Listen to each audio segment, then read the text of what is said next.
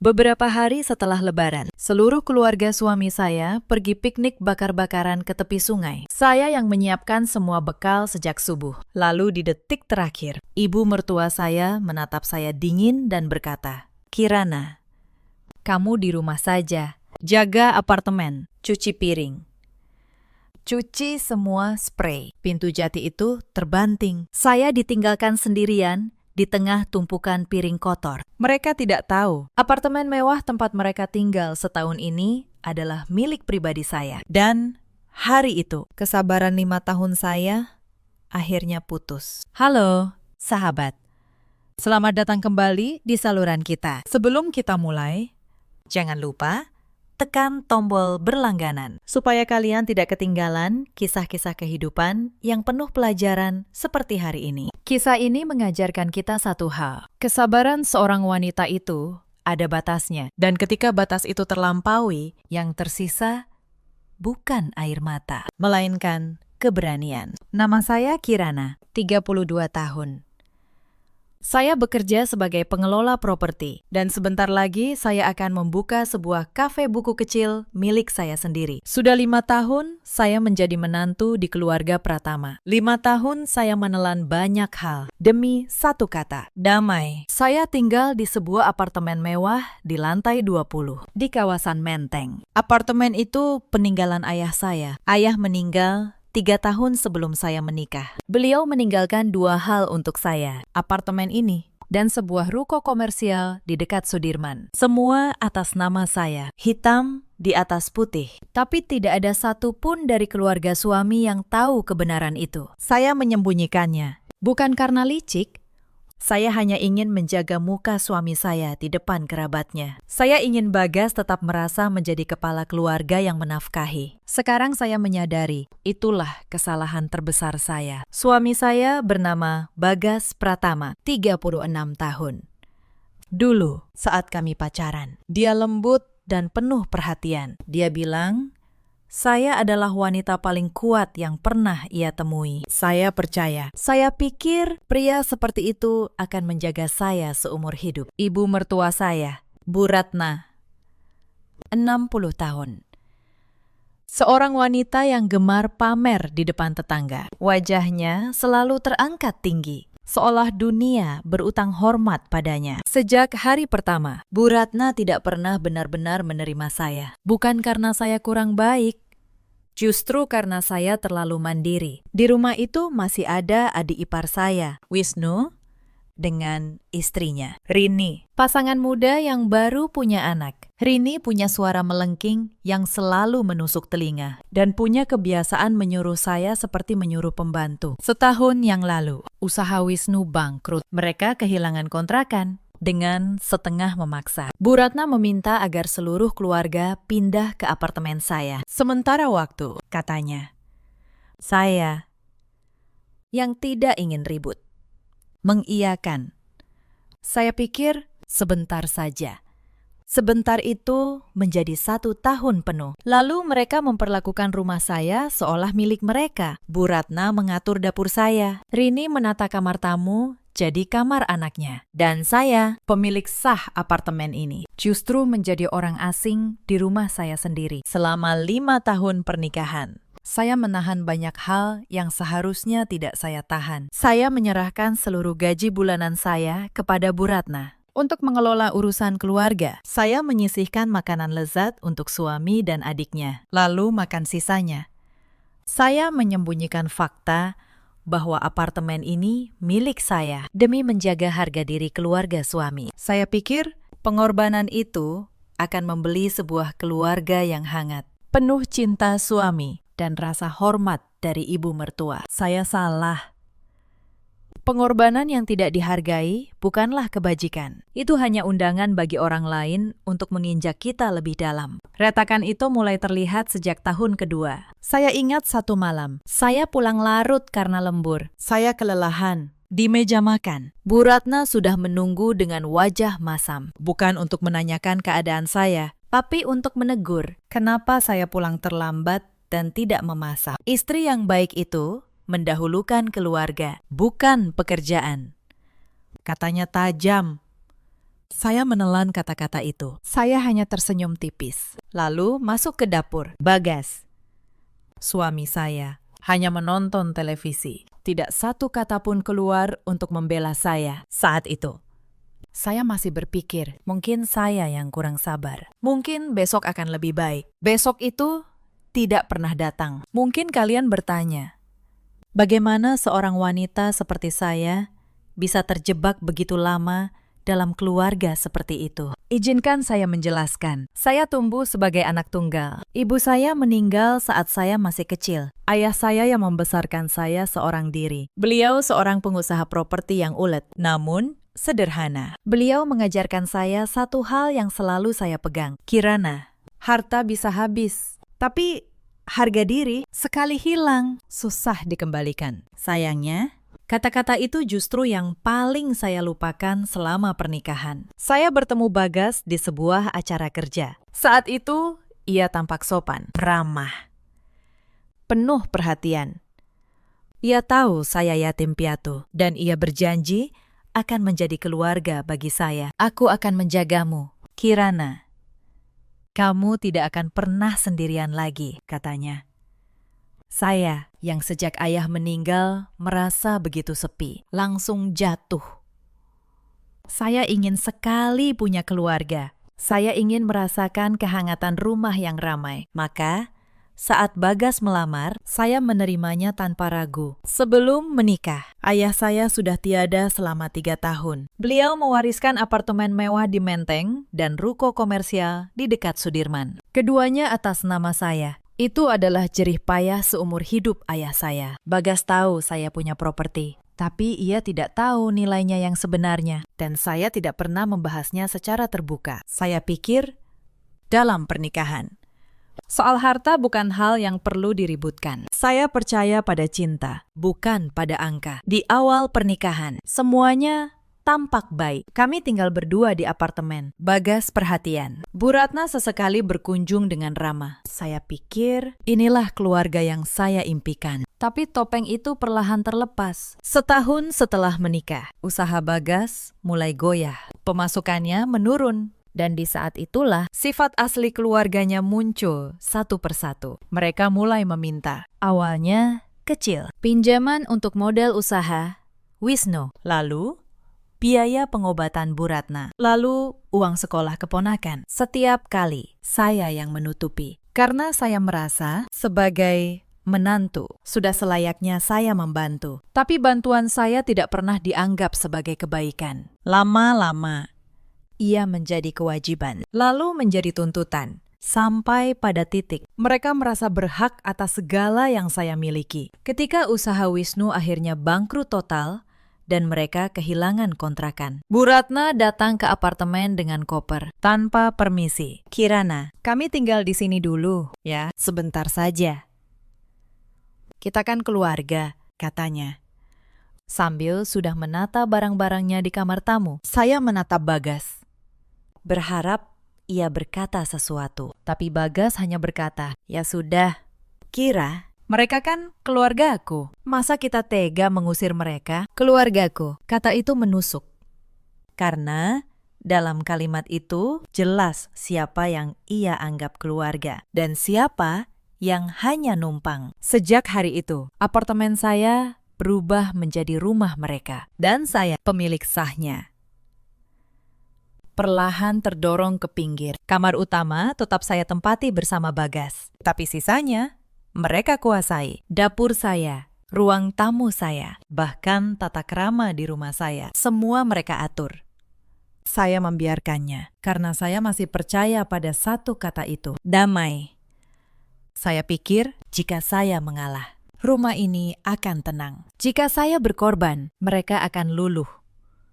Saya tidak pernah sesalah itu dalam hidup saya. Untuk memahami betapa dalamnya luka itu, izinkan saya membawa kalian ke beberapa kejadian sebelum pagi yang menentukan itu. Tahun ketiga pernikahan saya, saat itu Idul Fitri. Seluruh kerabat besar berkumpul di apartemen. Lebih dari 20 orang. Bu Ratna ingin pamer pada saudara-saudaranya bahwa anaknya hidup mewah di apartemen lantai 20.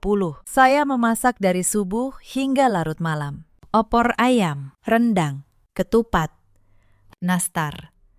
Tangan saya melepuh karena minyak panas, tapi tidak ada yang peduli. Saat para tamu memuji masakan, Bu Ratna dengan bangga berkata, "Iya, ini semua masakan keluarga kami. Resep turun-temurun." Tidak satu kali pun ia menyebut nama saya, seolah saya hanya bayangan di dapur. Malam itu, setelah semua tamu pulang, saya menemukan tumpukan piring kotor menggunung di wastafel. Bagas sudah tidur. Rini sibuk bermain ponsel. Wisnu mendengkur di sofa. Bu Ratna menonton televisi sambil mengemil nastar yang saya buat. "Kirana, cuci piringnya yang bersih, ya," katanya tanpa menoleh. Besok pagi masih ada tamu. Saya berdiri di dapur sampai pukul 2 dini hari. Air dingin menusuk tangan saya. Air mata saya menetes ke wastafel, bercampur busa sabun. Tapi saya menelannya. Saya bilang pada diri sendiri, ini demi keluarga. Ini pengorbanan yang akan berbuah manis suatu hari. Betapa naifnya saya saat itu. Ada lagi satu kejadian yang tidak akan pernah saya lupakan. Saat itu, gaji bulanan saya baru saja masuk. Seperti biasa, saya menyerahkannya kepada Bu Ratna untuk mengelola kebutuhan rumah.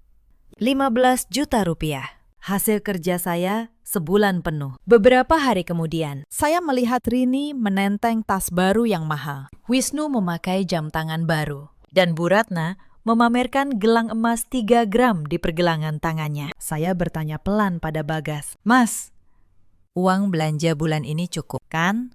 Kok semuanya beli barang baru?" Bagas menjawab acuh, "Sudahlah, Kira, itu urusan ibu. Kamu jangan ikut campur soal uang. Soal uang, uang saya sendiri. Dan saya tidak boleh ikut campur. Saya hanya terdiam. Saya menyadari, gaji yang saya serahkan itu bukan untuk kebutuhan rumah. Itu untuk memanjakan keluarga suami. Sementara saya sendiri makan seadanya. Tapi waktu itu saya masih percaya. Saya pikir suatu saat mereka akan melihat ketulusan saya. Suatu saat mereka akan berterima kasih. Saya benar-benar tidak tahu bahwa di mata mereka, semakin saya memberi, semakin saya dianggap lemah dan mudah dimanfaatkan. Lalu ada peristiwa kalung mutiara itu. Ulang tahun Bu Ratna yang lalu, saya menabung berbulan-bulan dari uang pribadi saya. Saya membelikannya seuntai kalung mutiara asli. Saya ingin, meski tidak pernah dianggap anak, setidaknya ia tahu saya menghormatinya sebagai ibu. Saat saya berikan, Bu Ratna hanya melirik sekilas. "Oh, mutiara. Bagus juga," katanya datar. Tidak ada ucapan terima kasih. Tapi sejak hari itu, ia memakai kalung itu kemana-mana. Ke arisan, ke pengajian, ke pesta. Dan setiap kali ada yang memuji, ia berkata, "Ini hadiah dari Bagas, anak saya. Anak saya memang paling perhatian, Bagas." Bukan saya, padahal Bagas bahkan tidak tahu kalung itu ada. Sampai saya membelinya. Saya mendengar itu dengan telinga saya sendiri. Suatu sore, di ruang tamu, saya berdiri di balik pintu dapur, memegang nampan teh. Saya tidak masuk. Saya hanya berdiri di sana. Merasakan sesuatu di dalam dada, saya retak sedikit lagi. Itulah hidup saya selama 5 tahun. Memberi, lalu dilupakan. Berkorban, lalu diinjak. Saya menjadi tiang yang menyangga rumah ini. Tapi tidak ada yang sudi melihat ke arah saya. Sampai akhirnya, pagi piknik lebaran itu datang. Dan tiang itu memutuskan. Ia tidak mau menyangga lagi. Ada satu kenangan lebaran yang paling pahit bagi saya. Setiap tahun saat lebaran tiba, Bu Ratna akan membagikan amplop THR kepada seluruh anggota keluarga. Wisnu dapat, Rini dapat, para keponakan dapat, bahkan kerabat jauh yang datang berkunjung pun dapat. Tapi setiap tahun saat giliran saya, amplop itu selalu kosong. Atau lebih tepatnya, saya tidak pernah diberi sama sekali. Padahal uang yang dibagikan Bu Ratna itu sebagian besar berasal dari gaji yang saya serahkan setiap bulan. Saya membiayai THR keluarga ini. Lalu saya sendiri tidak mendapat apa-apa. Bahkan ucapan terima kasih pun tidak. Tahun lalu, seorang kerabat sempat bertanya, "Kirana tidak dikasih THR, Bu?" Bu Ratna menjawab enteng. Kirana kan sudah jadi bagian keluarga. Tidak perlu basa-basi THR segala. Dia mah ikhlas. Ikhlas. Kata yang indah yang mereka pakai untuk membenarkan setiap kali mereka mengambil dari saya tanpa memberi balik. Saya hanya tersenyum saat itu. Tapi di dalam hati saya mencatat. Bukan untuk dendam, tapi agar saya tidak lupa di mata mereka. Saya bukan keluarga. Saya hanya sumber yang bisa diperah. Malam Lebaran itu. Setelah semua tidur, saya duduk sendiri di balkon. Saya menatap kembang api yang meledak di langit Jakarta. Indah. Tapi sekejap lalu lenyap. Persis seperti harapan saya akan keluarga yang hangat. Saya menyeka air mata yang diam-diam menetes. Lalu, saya berkata pada diri sendiri, tahun depan akan berbeda. Saya tidak tahu saat itu betapa berbedanya tahun depan itu nanti. Mari saya ceritakan pagi yang mengubah segalanya. Pagi itu, beberapa hari setelah Lebaran, suasana di apartemen sudah ramai sejak subuh. Hari itu seluruh keluarga berencana piknik bakar-bakaran ke tepi sungai. Saya bangun paling pagi. Saya memotong irisan daging sapi tipis, membumbuinya dengan rempah sesuai selera Bu Ratna. Saya menyiapkan nasi, sambal, dan air minum. Semua saya kemas rapi ke dalam kotak termos. Menjelang pukul 6:30, seluruh keluarga berkumpul di ruang tamu. Bu Ratna mengenakan blus merah cerah. Di lehernya berkilau seuntai kalung mutiara. Kalung itu adalah hadiah ulang tahun yang saya berikan tahun lalu dengan uang saya sendiri. Sekarang ia memakainya seolah benda itu memang miliknya sejak lahir. Bagas menata rambutnya dengan gel, memakai parfum mahal. Wisnu dan Rini tertawa, membahas di mana mereka akan berfoto. Tidak ada satupun yang melirik ke dapur. Tempat saya bekerja dengan keringat bercucuran. Saya membawa keluar kotak termos, meletakkannya dekat pintu. Saya menyeka keringat di dahi, lalu berkata dengan senyum tipis, "Bu, semuanya sudah saya siapkan. Tunggu saya 5 menit. Saya ganti baju dulu. Lalu, kita bisa berangkat." Bu Ratna yang sedang mengagumi dirinya di cermin, berbalik tajam. Tatapannya melihat ke arah mobil Wisnu yang parkir di bawah. Lalu kembali pada saya. Dingin. Mobil Wisnu sempit. Kirana. 4 orang dewasa dan begitu banyak barang sudah penuh, katanya. Kamu di rumah saja hari ini. Jaga apartemen, bersihkan rumah, cuci piring. Cuci semua spray dan handuk. Pergi berdesak-desakan hanya akan membuatmu menderita. Saya tertegun.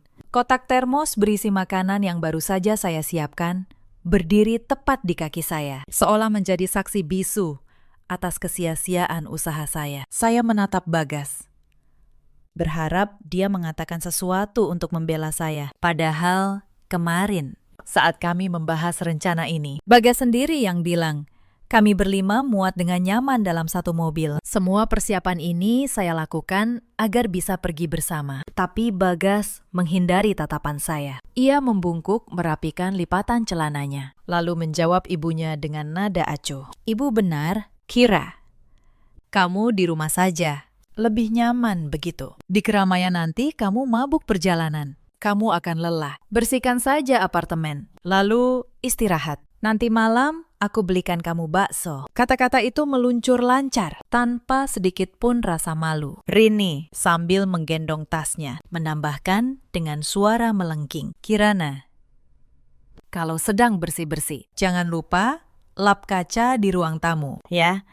Kemarin si kecil meninggalkan bekas tangan di sana. Di rumah sejuk, jangan terburu-buru. Kerjakan semuanya dengan teliti. Saya berdiri diam. Mereka memperlakukan saya seperti pembantu gratis. Seorang pelayan yang sudah menyelesaikan tugasnya, lalu disingkirkan agar mereka bisa menikmati hidup. Anehnya, saya tidak menangis. Mata saya kering. Saya tidak berteriak. Tidak mengucapkan sepatah kata pun yang kasar. Hati saya, yang selama bertahun-tahun terkikis oleh sikap dingin mereka, pada saat itu akhirnya membeku sepenuhnya. Satu tetes terakhir telah meluapkan cawan. Tetesan itu jatuh tanpa suara. Tapi cukup untuk menghancurkan semua ilusi tentang keluarga yang hangat. Suara saya begitu tenang, hingga saya sendiri terkejut. Baik, Bu, selamat bersenang-senang. Bu Ratna tampak sangat puas dengan kepatuhan saya. Ia mengambil tasnya dengan bangga dan berjalan keluar. Bagas membawa kotak makanan. Wisnu dan Rini mengikuti. Pintu jati terbanting. Tawa mereka perlahan menghilang di koridor. Di apartemen besar itu, hanya tersisa saya. Di tengah tumpukan piring kotor dan bau lemak yang menggantung di udara, saya berjalan ke jendela. Di bawah sana, mobil Wisnu bergerak, bergabung dengan arus lalu lintas. Saya menatapnya hingga hilang. Lalu, saya berbalik. Dan untuk pertama kalinya dalam 5 tahun, saya melihat rumah ini dengan mata yang berbeda. Bukan dengan mata seorang menantu yang ingin diterima, tapi dengan mata seorang pemilik. Saya tidak mencuci piring hari itu. Saya duduk di sofa ruang tamu, mengambil ponsel, dan mulai berpikir. Selama ini, saya selalu bertanya, apa yang kurang dari diri saya? Hari itu, pertanyaan saya berubah. Apa yang sebenarnya mereka inginkan dari saya? Jawabannya datang lebih cepat dari dugaan saya. Sore itu, saya membuka laci kerja Bagas untuk mencari kunci cadangan. Di sana, terselip sebuah amplop. Saya membukanya. Isinya bukti transfer dari rekening Bagas. 200 juta rupiah. Dikirim ke rekening Wisnu, adiknya. Dengan keterangan, untuk DP rumah, 200 juta. Uang yang selama ini ia bilang sebagai tabungan bersama kami. Uang yang katanya tidak boleh kami sentuh karena untuk masa depan anak kami kelak. Ternyata, dipakai untuk membeli rumah adiknya. Tanpa sepatah kata pun kepada saya. Tangan saya bergetar, bukan karena sedih, tapi karena akhirnya saya melihat pola yang utuh. Malam itu, ketika mereka pulang dengan wajah riang, saya menyambut mereka seperti biasa. Saya menyimpan amplop itu. Saya tidak berkata apa-apa, karena saya tahu kemarahan yang diumbar hanya akan jadi tontonan. Tapi kemarahan yang dipendam bisa menjadi rencana. Keesokan harinya, saya menemui Mbak Asih, pembantu lama yang sudah ikut sejak ayah saya masih hidup. Mbak Asih satu-satunya orang di rumah itu yang masih memandang saya dengan hormat. Mbak, kata saya pelan, selama ini Mas Bagas sering pulang larut, ya? Mbak Asih menunduk. Ia ragu sejenak, lalu berbisik, Bu Kirana, saya tidak enak hati. Tapi Bu, pantas tahu, beberapa bulan ini Pak Bagas sering pulang dini hari, bau parfum perempuan. Bukan parfum Bu Kirana. Kalimat itu seharusnya menghancurkan saya, tapi tidak, saya hanya mengangguk. Karena di dalam hati, saya sudah lama merasakannya. Saya hanya butuh seseorang mengucapkannya dengan suara. Malam itu, saya tidak tidur. Saya membuka laptop. Saya mulai menyusun satu persatu. Rekening koran. Bukti aliran dana 200 juta dari rekening Bagas. Sertifikat apartemen atas nama saya. Sertifikat ruko warisan ayah. Semua saya pindai. Saya simpan rapi. Saya kunci dalam satu map. Untuk pertama kalinya, saya tidak merasa lemah. Saya merasa akhirnya saya memegang kendali. Ada satu hal lagi yang membuat hati saya benar-benar membatu. Sebuah percakapan yang tidak sengaja saya dengar. Itu terjadi beberapa hari sebelum piknik Lebaran. Malam itu, saya bangun untuk minum. Saat melewati ruang tamu, saya mendengar suara Bu Ratna dan Bagas berbisik di balkon. Saya berhenti. Saya bersembunyi di balik dinding dan mendengarkan. Bagas, kata Bu Ratna pelan, kamu sudah 5 tahun menikah dengan Kirana, tapi belum punya anak. Ibu pikir sebaiknya kamu cari yang lain. Saya menahan napas. Tapi, Bu, jawab Bagas ragu. Apartemen ini punya Kirana. Kalau dia pergi, kita tinggal di mana? Bu Ratna terkekeh pelan. Makanya, sebelum dia pergi, kita urus dulu surat-suratnya. Buat dia, tanda tangani pengalihan apartemen ke nama keluarga. Setelah itu, terserah dia mau kemana. Kamu masih muda, Bagas. Banyak perempuan yang lebih baik dari dia di luar sana. Lebih baik dari dia. Setelah 5 tahun, saya memberi segalanya. Saya berdiri di balik dinding itu dengan tubuh gemetar. bukan karena takut, tapi karena pada saat itu saya akhirnya melihat seluruh kebenaran dengan jelas, sejernih kaca. Mereka tidak pernah menganggap saya keluarga. Bagi mereka, saya hanyalah jembatan menuju harta, sebuah alat yang akan mereka buang begitu tidak lagi berguna. Rencana mereka sudah jelas. Paksa saya menyerahkan apartemen, lalu singkirkan saya. Dan Bagas, suami yang berjanji menjaga saya seumur hidup, justru ikut menyusun rencana itu bersama ibunya. Saya kembali ke kamar dengan langkah pelan. Saya berbaring di samping Bagas yang berpura-pura tidur. Saya menatap langit-langit sepanjang malam. Anehnya, saya tidak menangis. Saya justru merasa lega karena akhirnya, tidak ada lagi ilusi yang harus saya jaga. Tidak ada lagi harapan kosong yang harus saya rawat. Yang ada hanya kejernihan dan tekad.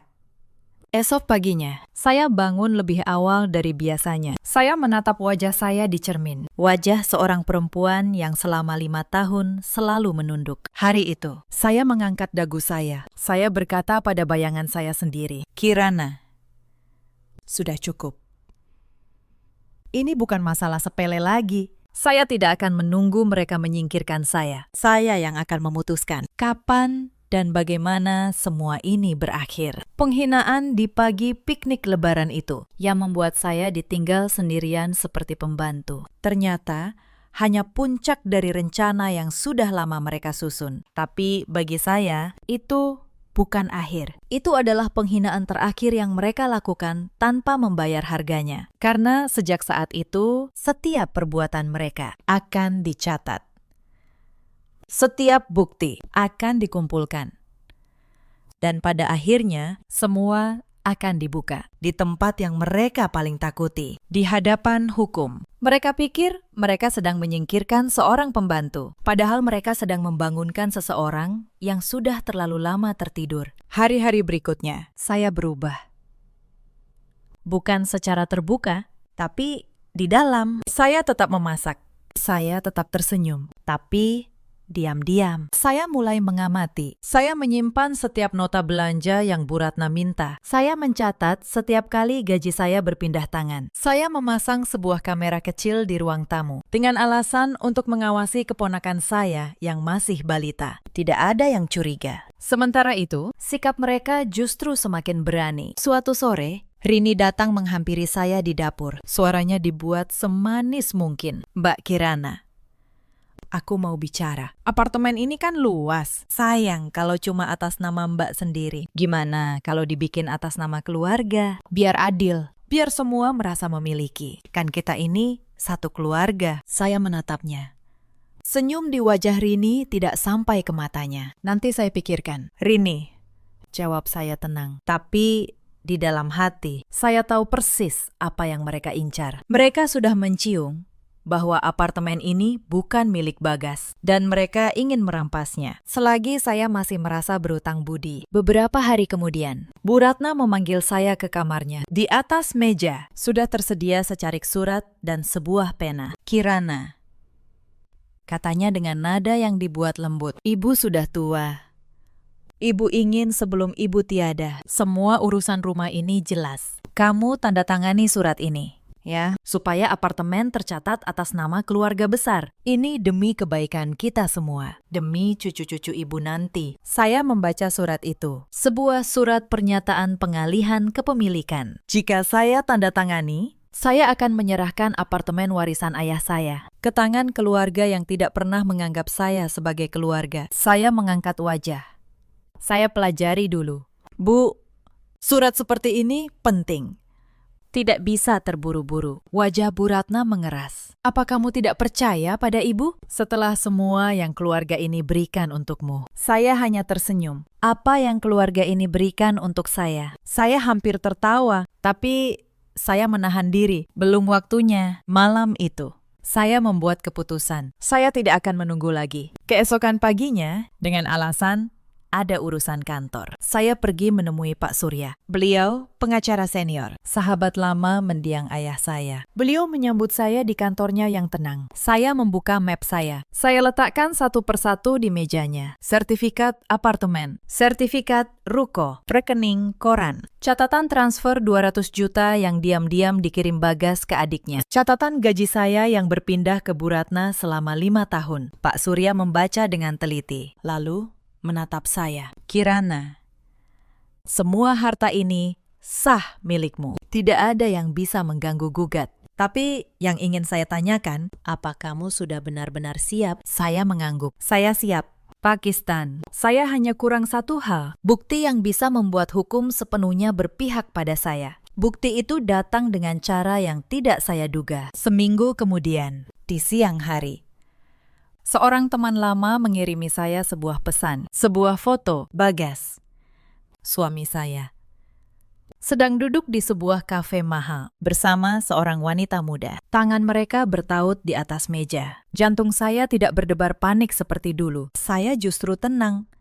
Saya tahu kafe itu. Saya langsung memesan taksi. Saya tiba di kafe itu. Dari balik kaca, saya melihat mereka. Bagas tertawa lepas, dengan tatapan yang sudah lama tidak pernah ia berikan pada saya. Wanita itu bermanja, dan Bagas mengeluarkan dompetnya, menyodorkan sejumlah uang. Saya tidak masuk untuk membuat keributan. Saya hanya berdiri di luar, merekam dengan tenang setiap detiknya. Tangan bertaut, uang yang berpindah, ciuman di pipi saat mereka berpisah. Lalu saya pergi, tanpa ada yang menyadari kehadiran saya. Malam itu, saya menyerahkan rekaman itu kepada Pak Surya. Beliau menatap saya, lalu mengangguk pelan. Sekarang, semua sudah lengkap. Kirana, hitam di atas putih. Kita bisa mulai. Saya pulang ke apartemen. Mereka semua sedang berkumpul di ruang tamu, tertawa menonton televisi. Bu Ratna masih memakai kalung mutiara saya. Bagas duduk santai, seolah tidak ada yang ia sembunyikan. Saya berdiri di ambang pintu, memandangi mereka. Untuk terakhir kalinya, saya melihat mereka sebagai orang-orang yang pernah saya panggil keluarga. Besok, semuanya akan berubah. Tapi malam itu, mereka masih belum tahu apa yang sudah saya siapkan untuk mereka. Tekanan untuk menyerahkan apartemen itu semakin gencar setiap hari. Suatu malam, Bu Ratna sengaja mengumpulkan seluruh keluarga di ruang tamu. Wisnu, Rini, bahkan beberapa kerabat dekat hadir. Suasananya dibuat seolah pertemuan keluarga biasa, tapi saya tahu ini adalah jebakan. Di tengah obrolan, Bu Ratna mengeluarkan map berisi surat itu lagi. Ia meletakkannya di meja, di depan semua orang. Kirana, katanya dengan suara lantang, agar semua mendengar. Ibu sudah pikirkan baik-baik demi kerukunan keluarga. Apartemen ini sebaiknya jadi milik bersama. Kamu kan istri Bagas. Sudah sepatutnya harta jadi satu. Tanda tangani saja surat ini di depan keluarga, biar semua jadi saksi. Semua mata tertuju pada saya. Rini tersenyum menang. Wisnu mengangguk-angguk. Para kerabat menatap saya, seolah menunggu saya menurut. Ini adalah taktik mereka. Mempermalukan saya di depan banyak orang, agar saya terpojok dan tidak bisa menolak. Agar jika saya menolak, sayalah yang tampak jahat, menantu durhaka yang serakah. Tapi mereka lupa satu hal. Saya bukan lagi Kirana yang 5 tahun lalu. Saya menatap surat itu, lalu menatap Bu Ratna dengan tenang. Bu, kata saya.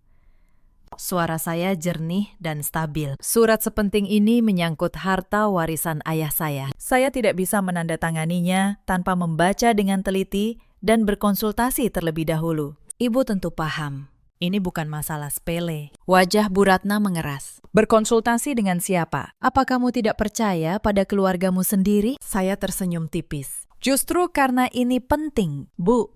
Saya yakin Ibu tidak keberatan saya berhati-hati, kecuali ada sesuatu yang Ibu sembunyikan dari saya. Suasana ruangan berubah. Bu Ratna tergagap. Bagas, yang duduk di samping, menunduk dan tidak berani menatap saya. Saya berdiri. Kalau begitu, mari kita bicarakan ini lain waktu. Dengan kepala dingin. Sekarang, Biar saya siapkan teh dan kue untuk semua. Saya berbalik menuju dapur, meninggalkan mereka yang terdiam. Untuk pertama kalinya, saya melihat keraguan di wajah mereka. Mereka mulai sadar, mangsa yang mereka kira jinak ternyata punya cakar. Di dapur, saya menyandarkan punggung ke dinding. Jantung saya berdebar, tapi bukan karena takut, karena untuk pertama kalinya saya melawan.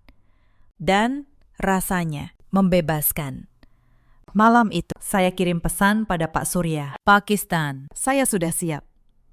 Tolong percepat semua prosesnya. Saya tahu, waktu saya tidak banyak. Mereka akan semakin agresif. Tapi saya juga tahu, setiap hari yang berlalu, bukti di tangan saya semakin lengkap. Dan ketika semuanya siap, tidak akan ada yang bisa menghentikan saya. Saya hanya perlu bertahan sedikit lebih lama. Memainkan peran menantu yang patuh untuk terakhir kalinya. Sampai hari di mana topeng itu bisa saya lepaskan. Dan kebenaran berbicara dengan suaranya sendiri. Sejak hari saya menemukan amplop transfer itu, saya menjadi dua orang yang berbeda dalam satu tubuh. Di luar, saya tetap Kirana yang patuh, yang memasak, yang membersihkan, yang tersenyum saat disuruh. Tapi di dalam, saya adalah seorang perempuan yang sedang menghitung dengan tenang, dengan teliti setiap malam. Setelah semua tertidur, saya membuka laptop di kamar. Saya menyusun garis waktu. Kapan gaji saya berpindah ke Bu Ratna? Berapa jumlahnya? Selama 5 tahun. Saya menjumlahkannya. Angkanya membuat saya tertegun sendiri. Hampir 800 juta rupiah. Hasil kerja saya mengalir ke kantong keluarga yang tidak pernah menganggap saya keluarga. Saya mencetak rekening koran 5 tahun terakhir. Saya menandai setiap transaksi mencurigakan dari rekening Bagas. Saya menyimpan salinan sertifikat di 3 tempat berbeda. 1 di brankas bank, 1 di kantor Pak Surya, 1 lagi saya bawa selalu. Saya tidak ingin meninggalkan satu celah pun. Suatu hari, keluarga besar Bagas berkumpul lagi di apartemen. Kali ini, ada bibi dan paman dari pihak Bu Ratna. Saya, seperti biasa, menyibukkan diri di dapur, menyajikan hidangan. Saat saya membawa nampan berisi kue ke ruang tamu, Rini tiba-tiba berkata dengan suara melengking yang sengaja dikeraskan. Mbak Kirana, awas ya. Jangan sampai tumpah di karpet. Karpet ini mahal. Loh, susah bersihinnya. Para tamu menoleh ke arah saya. Beberapa tersenyum sinis. Bibi Bagas berbisik pada yang lain. Itu menantunya, ya. Kok kayak pembantu? Wajah saya panas. Tapi saya tidak menunjukkannya. Saya hanya meletakkan nampan dengan hati-hati. Lalu kembali ke dapur. Di dapur, Mbak Asih menatap saya dengan iba. Bu Kirana, sabar. Ya, bisiknya. Saya tersenyum padanya. Sebuah senyum yang berbeda kali ini. Mbak Asih, kata saya pelan. Tidak lama lagi, semua ini akan berakhir. Dan saya ingin Mbak tahu, kalau nanti saya pindah, Mbak ikut dengan saya. Saya tidak akan meninggalkan orang yang baik pada saya. Mbak Asih menatap saya bingung. Tapi ia mengangguk. Saat itu, saya sudah tahu persis kemana arah hidup saya. Saya hanya menunggu waktu yang tepat dan bukti terakhir yang akan mengunci semuanya. Malam harinya, Bagas pulang larut lagi. Bau parfum perempuan masih menempel di kemejanya. Ia masuk kamar, langsung tidur tanpa sepatah kata. Dulu, hal seperti ini akan membuat saya menangis semalaman. Tapi malam itu, saya hanya menatap punggungnya, lalu tersenyum tipis. Tidurlah nyenyak, batin saya. Karena tidak lama lagi, kamu akan terbangun di dunia yang sangat berbeda. Esoknya, saya kembali menemui Pak Surya. Saya bawa semua dokumen yang sudah saya susun rapi. Beliau memeriksanya, lalu berkata, Kirana, kasus ini sangat kuat. Tapi ada satu hal yang harus kamu pahami. Begitu surat gugatan ini saya layangkan, tidak ada jalan kembali. Keluarga itu akan melawan dengan segala cara. Kamu siap? Saya menatap matanya. Pak Surya, saya sudah menahan diri selama 5 tahun. Saya sudah memberi semuanya, dan mereka tetap menginjak saya. Sekarang, saya tidak takut lagi. Layangkan suratnya. Pak Surya tersenyum. Ayahmu pasti bangga melihatmu sekarang. Mata saya sempat berkaca, tapi saya menahannya. Bukan waktunya menangis. Ini waktunya untuk berdiri. Malam sebelum sidang, saya tidak bisa tidur. Bukan karena gugup, tapi karena begitu banyak yang berputar di kepala saya. Saya membuka kembali map bukti saya, satu persatu. Untuk yang terakhir kalinya, sertifikat apartemen, sertifikat ruko, salinan transfer 200 juta itu, rekaman di kafe, catatan gaji 5 tahun. Semua sudah lengkap. Mbak Asi datang ke kamar saya malam itu. Ia membawakan secangkir teh hangat. Bu Kirana, katanya pelan. Saya sudah siap jadi saksi besok. Saya akan ceritakan semua yang saya lihat selama ini. Bagaimana Bu Kirana diperlakukan di rumah ini. Saya tidak takut. Mata saya berkaca di rumah yang penuh kepalsuan ini. Hanya Mbak Asih, seorang pembantu yang punya hati paling tulus. Terima kasih, Mbak, kata saya. Setelah ini selesai, kita mulai hidup baru. Bersama, pagi harinya, saya bangun dengan tenang. Saya memakai blazer rapi untuk pertama kalinya dalam 5 tahun. Saya tidak memasak untuk siapapun.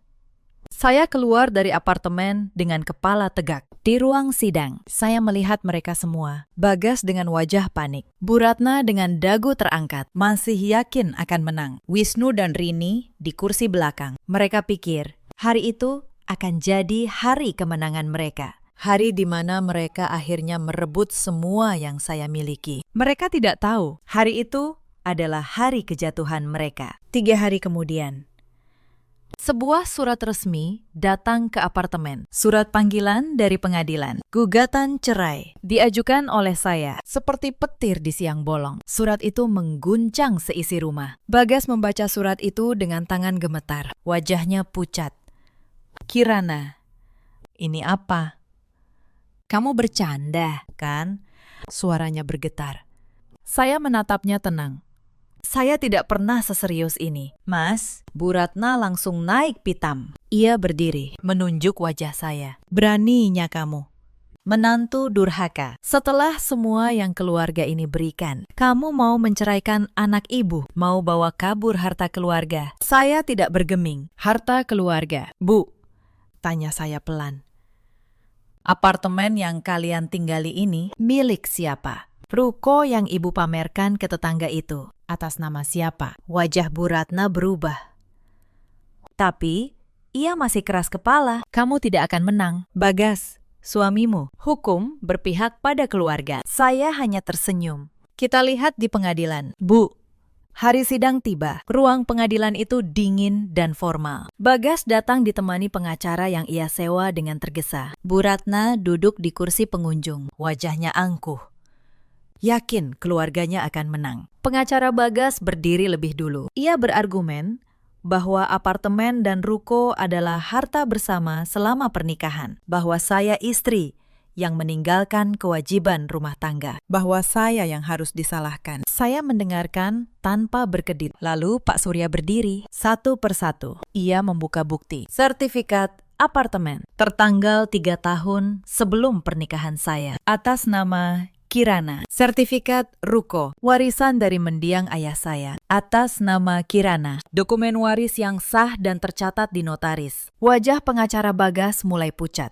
Pak Surya melanjutkan. Ia menunjukkan rekening koran. Bukti transfer 200 juta dari rekening Bagas ke rekening Wisnu. Yang mulia, dana ini diambil dari tabungan bersama, tanpa sepengetahuan dan persetujuan klien saya. Ini penyelewengan harta bersama. Bagas menunduk.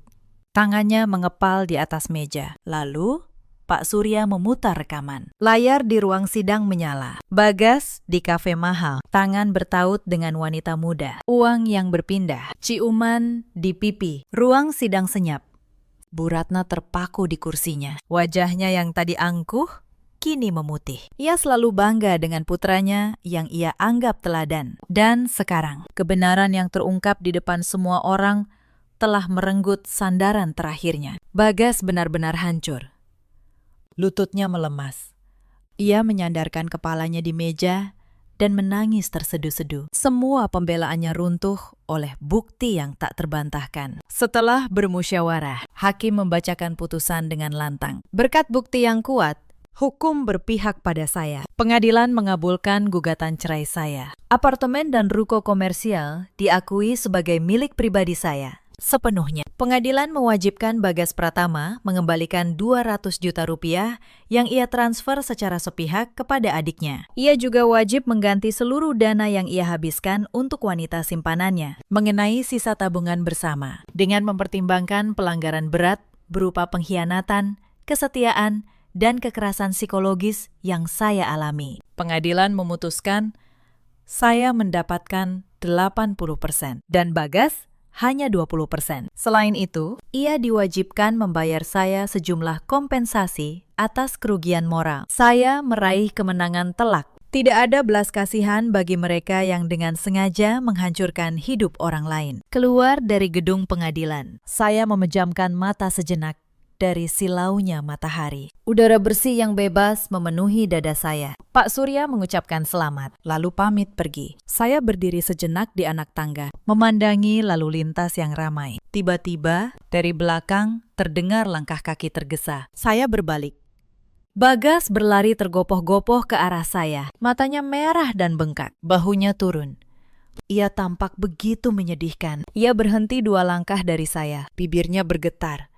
Kirana, suaranya parau. Aku kehilangan segalanya. Aku tidak punya tempat tinggal. Aku tidak punya uang. Di kantor, mereka tahu tentang skandal ini. Aku akan dipecat. Ibu baru saja dibawa ke rumah sakit karena krisis hipertensi. Aku mohon, demi masa lalu kita, maafkan saja soal kompensasi itu. Aku diambang kehancuran. Saya menatap lurus ke mata pria yang pernah menjadi suami saya. Sifat pengecut yang menjijikan. Bahkan di saat terakhir, ia hanya bisa memohon belas kasihan, bukan menerima konsekuensi perbuatannya dengan jantan. Saya menggelengkan kepala. Wajah saya sedingin musim. Putusan sudah dijatuhkan. Bagas, itu uangku. Hasil keringat dan jerih payahku. Aku tidak akan mengalah sepeser pun. Saya menarik napas. Jalan ini kalian pilih sendiri bersama ibumu. Saat kalian berencana mengeksploitasiku dan merampok warisan ayahku, apakah kalian pikir aku akan diam dan hancur? Bayar utangmu,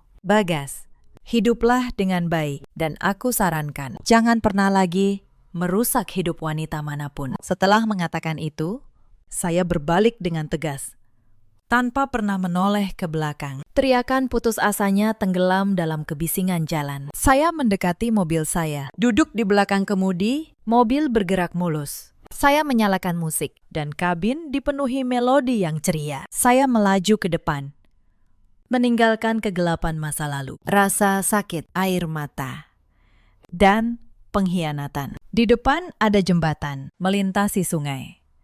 Apartemen saya yang nyaman di lantai 20 bermandikan cahaya dan kafe buku saya yang menunggu pembukaannya. Matahari cerah bersinar melalui kaca depan, memantulkan wajah seorang wanita yang kuat, bebas, dan bahagia.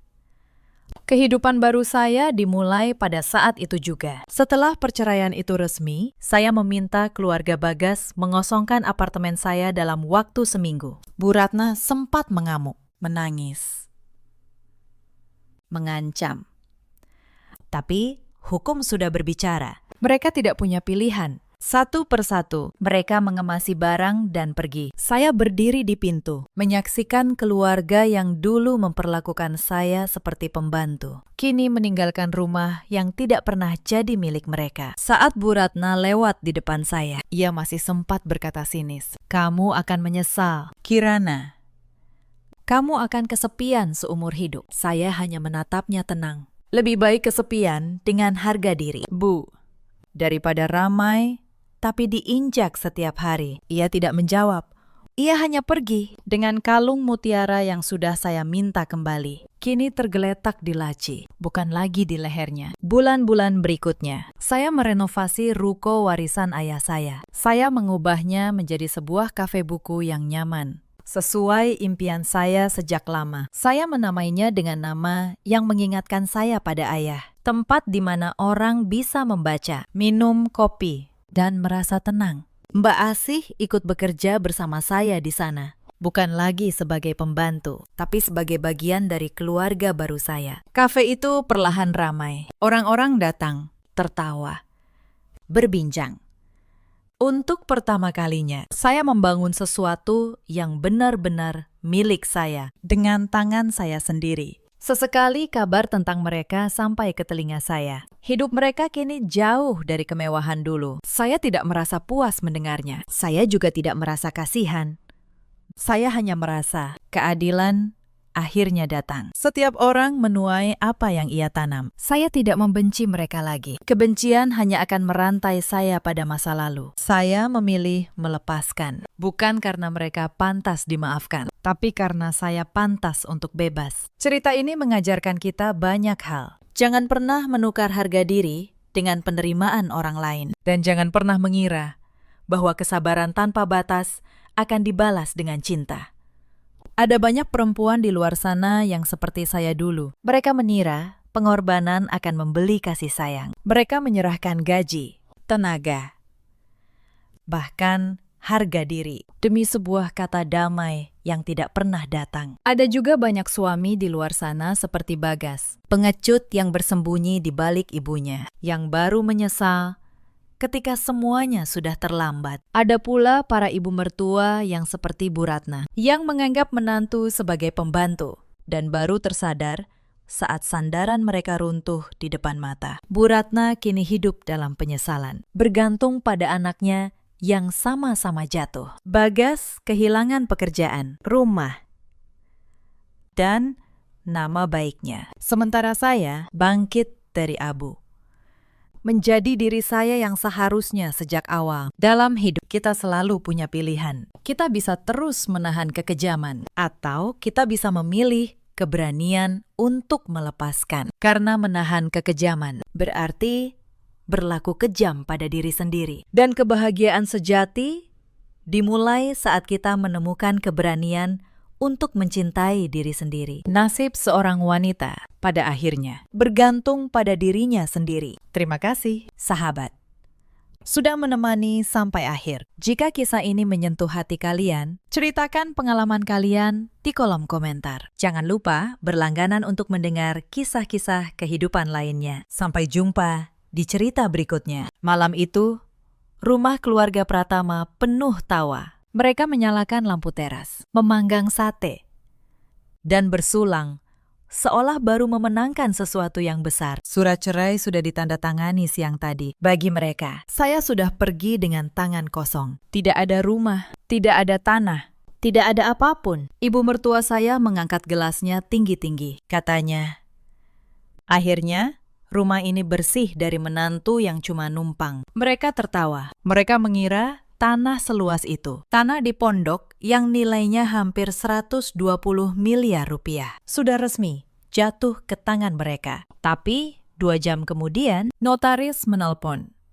Lalu pegawai Badan Pertanahan menelpon. Dan satu persatu wajah di meja itu berubah pucat. Karena nama yang tertera di sertifikat tanah itu dari awal sampai akhir bukan nama mereka.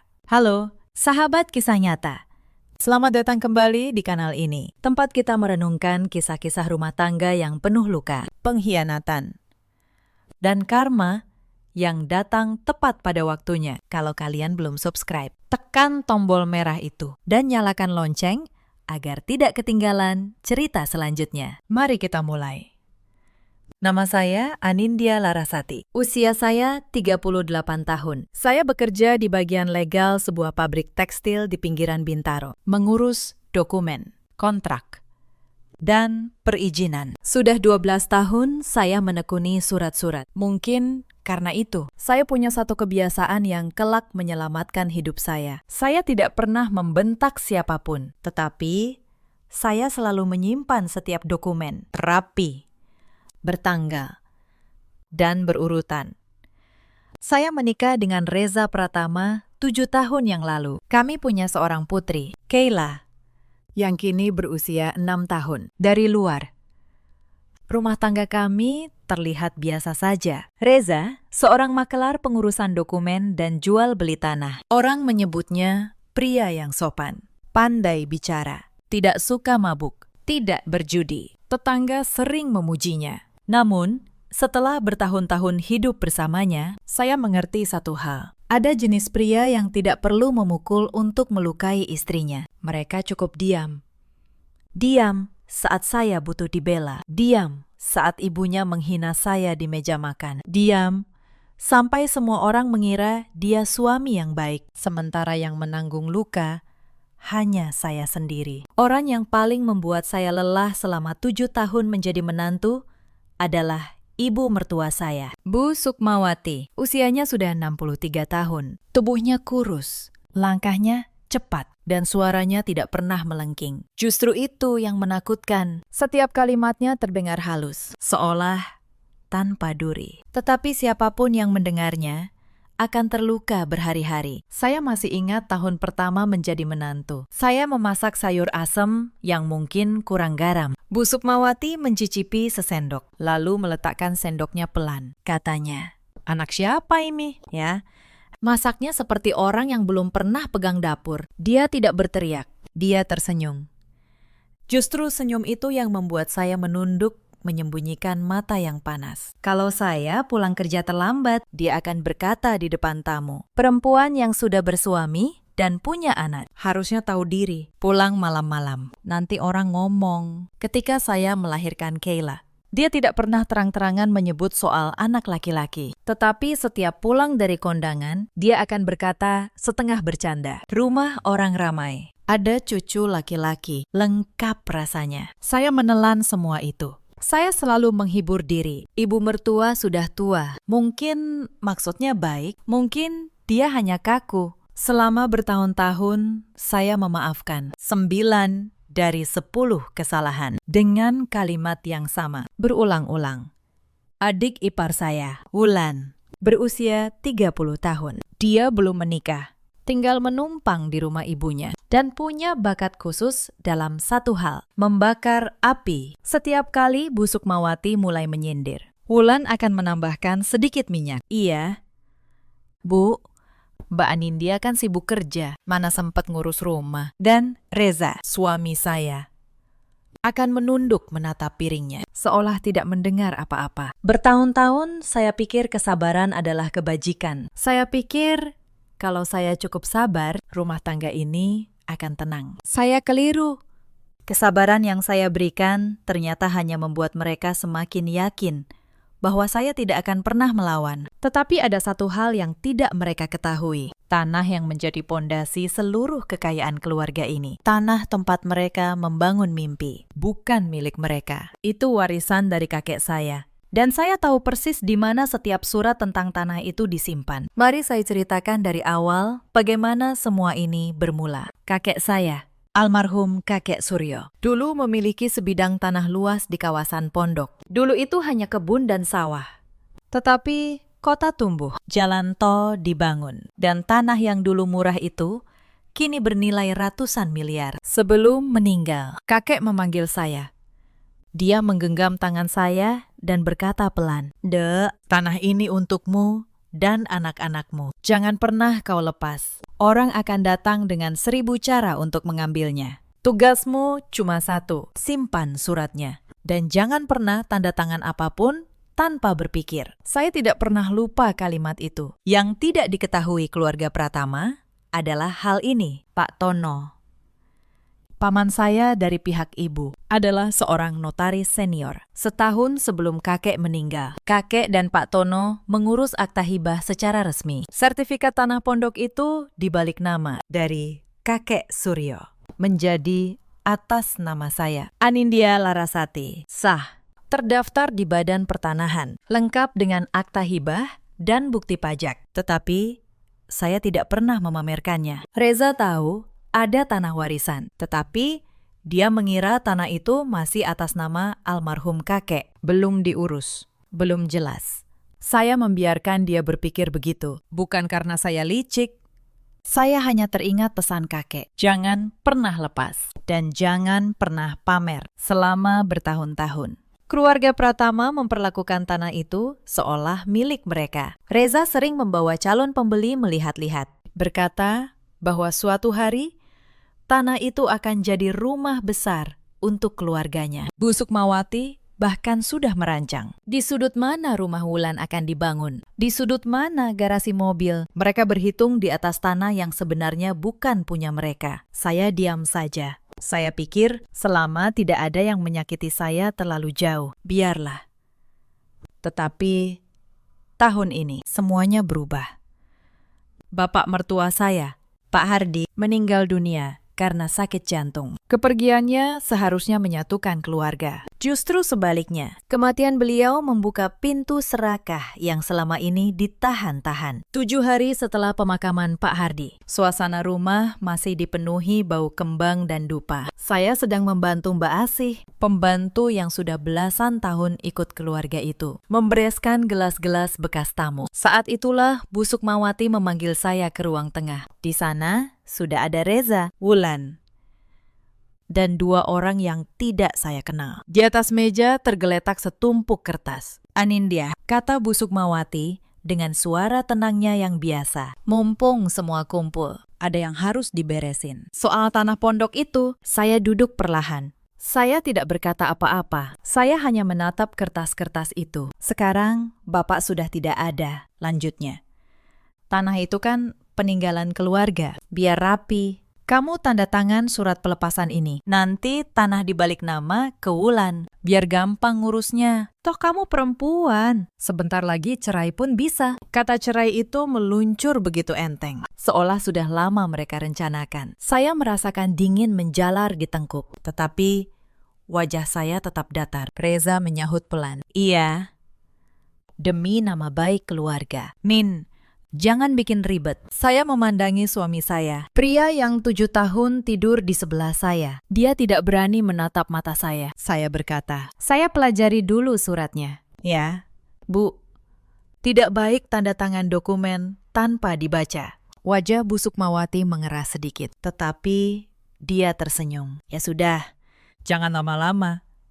Keluarga ini butuh kepastian." Malam itu, saya membawa salinan surat itu pulang ke kamar. Saya membacanya kalimat demi kalimat. Surat itu menyebutkan bahwa saya, sebagai menantu, melepaskan segala hak atas tanah pondok kepada keluarga Pratama. Yang membuat saya hampir tertawa getir adalah satu hal. Surat itu ditulis seolah-olah tanah itu milik keluarga Pratama. Dan saya hanya menumpang klaim. Mereka bahkan tidak tahu bahwa sertifikat asli tanah itu sudah lama atas nama saya. Beberapa hari berikutnya, Wulan mulai bergerak. Dia datang ke kamar saya, membawa map coklat. Di dalamnya ada surat keterangan tanah, lengkap dengan peta bidang, yang menyatakan batas-batas tanah pondok sebagai bagian dari warisan almarhum Pak Hardi. "Ini bukti dari pihak desa, Mbak," kata Wulan dengan nada manis yang dibuat-buat. "Tanah itu memang masuk warisan Bapak.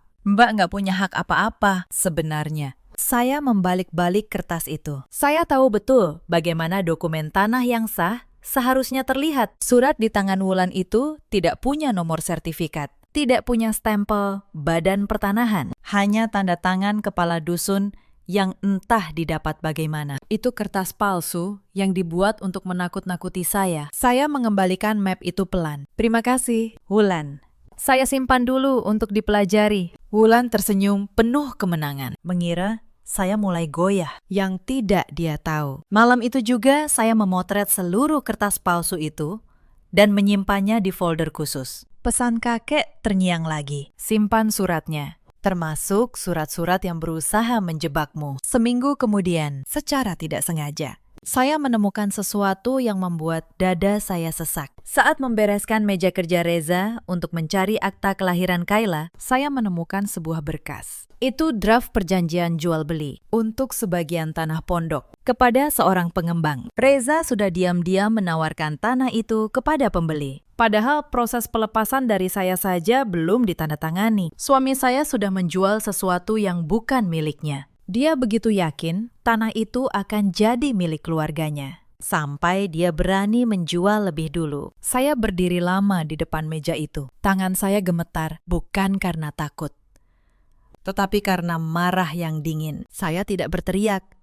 Saya hanya memfoto draft itu, halaman demi halaman, lalu meletakkannya kembali persis seperti semula. Tetapi pengkhianatan terbesar belum datang. Sementara itu, tekanan di rumah semakin terasa setiap hari. Bu Sukmawati mulai memperlakukan saya seolah saya sudah bukan bagian dari keluarga. Di meja makan, piring saya tidak lagi disiapkan. Saat saya pulang kerja, pintu kamar sering dikunci dari dalam, memaksa saya menunggu di ruang tamu seperti tamu yang tidak diharapkan. Wulan dengan terang-terangan memindahkan barang-barang saya, mengatakan kamar itu akan segera dipakai untuk keperluan lain. Saya menanggung semua itu dalam diam. Tetapi setiap penghinaan saya catat dalam ingatan. Setiap kelakuan saya simpan.